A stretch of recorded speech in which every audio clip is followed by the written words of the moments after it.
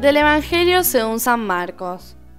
Los fariseos con algunos escribas llegados de Jerusalén se acercaron a Jesús y vieron que algunos de sus discípulos comían con las manos impuras, es decir, sin lavar. Los fariseos, en efecto, y los judíos en general, no comen sin lavarse antes cuidadosamente las manos, siguiendo la tradición de sus antepasados, y al volver del mercado, no comen sin hacer primero las abluciones. Además, hay muchas otras prácticas a las que están aferrados por tradición, como el lavado de los vasos, de las jarras y de la vajilla de bronce. Entonces los fariseos y los escribas preguntaron a Jesús: ¿por qué tus discípulos no proceden de acuerdo con la tradición de nuestros antepasados, sino que comen con las manos impuras? Él les respondió: hipócritas, bien profetizó de ustedes Isaías en el pasaje de la Escritura que dice: este pueblo me honra con los labios, pero su corazón está lejos de mí. En vano me rinde culto. Las doctrinas que enseñan no son sino preceptos humanos. Ustedes dejan de lado el mandamiento de Dios por seguir la tradición de los hombres. Y Jesús, llamando otra vez a la gente, les dijo: escúchenme todos y entiéndanlo bien. Ninguna otra cosa externa que entre en el hombre puede mancharlo. Lo que lo hace impuro es aquello que sale del hombre. Porque es del interior, del corazón de los hombres, de donde provienen las malas intenciones, las fornicaciones, los robos, los homicidios, los adulterios, la avaricia, la maldad, los engaños, las deshonestidades, la envidia, la difamación, el orgullo, el desatino. Todas estas cosas malas proceden del interior y son las que manchan al hombre. Hola amigos y amigas. Hay un bonito cuento que habla del gato de un gurú, que dice que cuando cada tarde se sentaba el gurú para las prácticas del culto, siempre andaba por allí el gato del Islam distrayendo a la gente, a los fieles, de manera que ordenó el gurú que ataran al gato durante el culto de la tarde. Mucho después de haber muerto el gurú, seguían atando al gato durante el referido culto. Y cuando el gato murió, llevaron otro gato al ashram para poder atarlo durante el culto vespertino. Siglos más tarde, los discípulos del gurú escribieron doctos libros, tratados, acerca de este importante papel que desempeña el gato en la realización del culto como es debido. Este bonito cuento nos hace pensar justamente en los ritos inútiles que tantas veces se introducen en las celebraciones del culto, estos ritos que tantas veces han sido vacíos, que en el judaísmo eran demasiado estrictos, estos ritos que tantas veces pueden entrar también en la iglesia, en nuestra comunidad, y que pueden ser ritos vacíos. Si no somos capaces de explicar el sentido de esos ritos, entonces realizamos también estos ritos vacíos. El Evangelio comienza diciendo que los fariseos con algunos escribas llegados de Jerusalén se acercan a Jesús para hablarle por esta cuestión, porque saben, comienzan a enterarse que Jesús y sus discípulos comen sin haberse purificado previamente como es debido. Lo sabemos, los fariseos son aquella secta, aquel sector, aquel grupo del judaísmo que eran estrictos cumplidores de la ley. No se les pasaba nada, cumplían la ley y siempre un poco más. Ciertamente era buena gente, pero lo hacían todo para ganarse de alguna manera, para apropiarse de los dones de Dios, para obtener las bendiciones y el favor de Dios. Lo hacían todo pretendiendo querer sacar provecho de todo lo que hacían. Por eso Jesús en varias ocasiones tiene discusiones con los fariseos. También están los escribas, que como la palabra lo dice, los escribas se dedicaban a escribir, transcribir los libros sagrados y también interpretar los libros sagrados. Estos llegan de Jerusalén. Es la segunda vez que el Evangelio habla de que de Jerusalén van a Galilea para ver esta actuación de Jesús, qué es lo que Jesús está haciendo. Sabemos que los rituales de los judíos son muy estrictos. Este ritual de lavarse las manos, el libro del Éxodo lo pone como obligatorio para los sacerdotes, pero finalmente termina siendo obligatorio para todos los judíos. Tenía un sentido, primero diríamos, original y bello. El lavarse las manos era la purificación porque recibimos el pan de Dios, el lavarse las manos antes de comer, la purificación, pero luego esta purificación comenzó a realizarse muy meticulosamente, muy escrupulosamente, y primero había que lavarse la mano derecha, luego la izquierda, y no de una canilla, de un pico, sino que debía lavarse de otras manos, con unas características determinadas. En la época de Jesús era hasta el codo, muchas minuciosas reglas y leyes.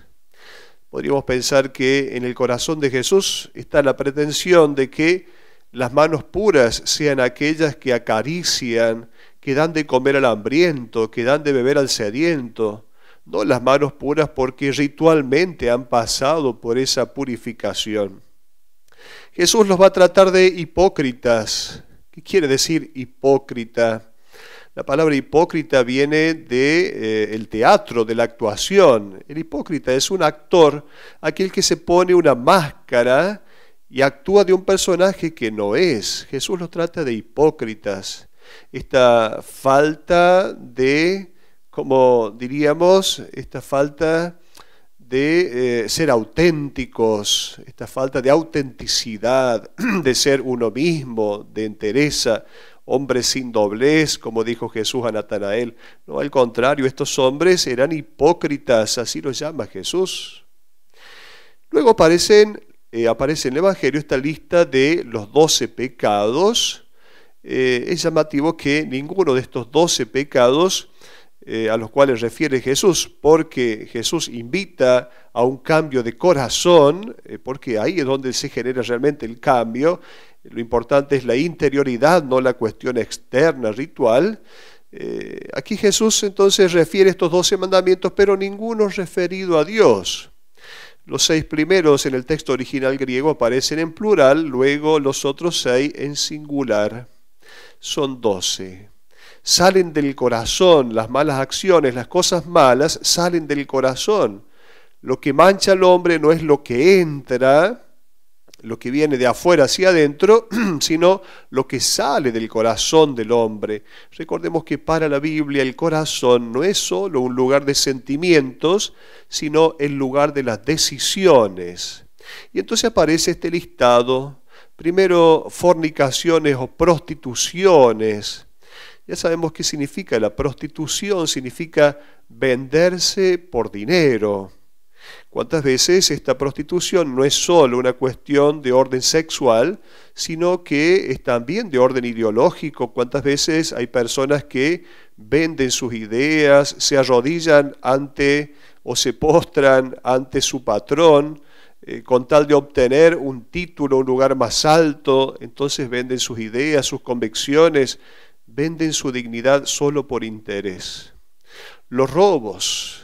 Se puede no necesariamente entrar a robar a una casa o robar un objeto. Se trata de tantas veces robar la sonrisa a las demás personas, provocándoles angustia, o robar un trabajo.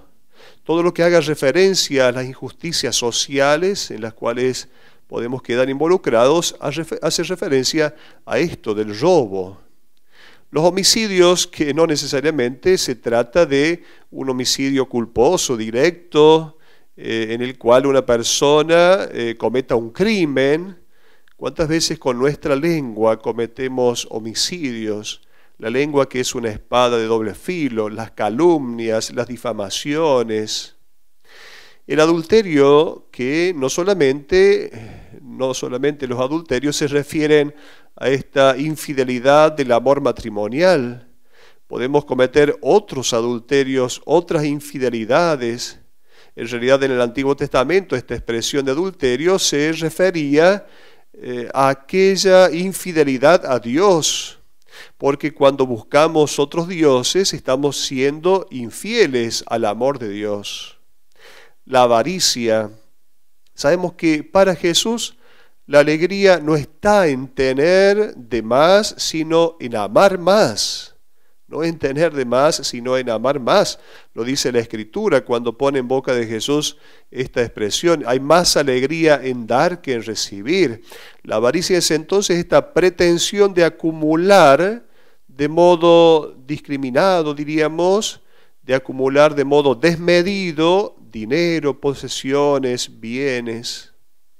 Luego la maldad de aquella persona que piensa mal de los demás en primer lugar y por las dudas, que también ciertamente se trata de calumnia. La maldad que se expresa en tantos ámbitos, también en el ámbito ecológico, esta maldad que tienen muchas personas que destruyen el planeta con sus acciones contra el orden ecológico.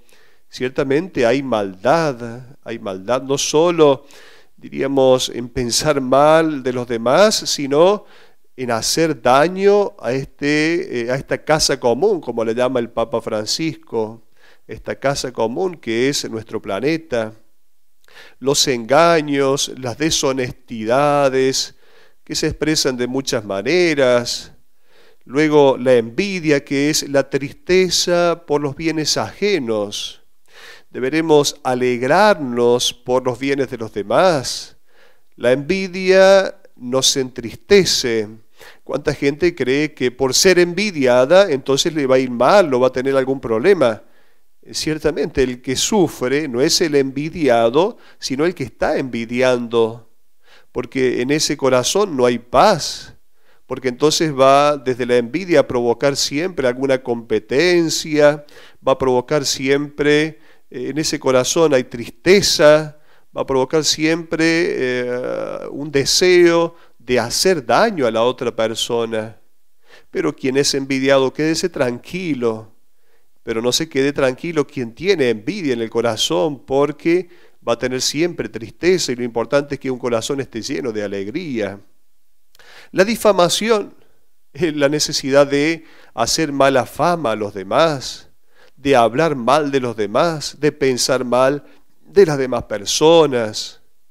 Decía alguien alguna vez que si nosotros subimos a un campanario y desde allá arriba tiramos, en un día de viento, tiramos una bolsa llena de plumas, imposible va a ser de juntar esas plumas. Y esto es la difamación cuando nosotros desparramamos cosas feas de los demás. Y toda persona tiene derecho, en primer lugar, a su buena fama, es una cuestión de justicia.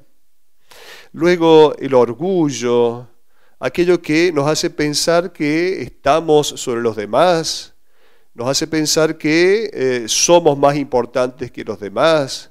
Es cierto que tenemos que tener una autoestima y saber ubicarnos en lo que somos, y eso es la humildad. La humildad es la verdad de lo que somos, ni más ni menos.